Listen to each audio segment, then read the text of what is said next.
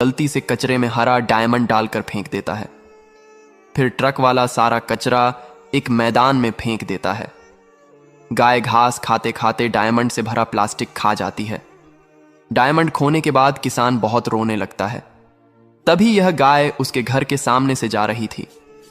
पेट में डायमंड चमकता देख किसान गाय पर गुस्सा हो जाता है।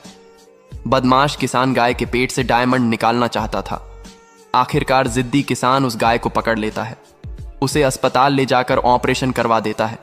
जिद्दी किसान डायमंड के चक्कर में गाय को जख्मी कर देता है। बेचारी गाय को ठीक होने के लिए एक लाइक और सब्सक्राइब चाहिए।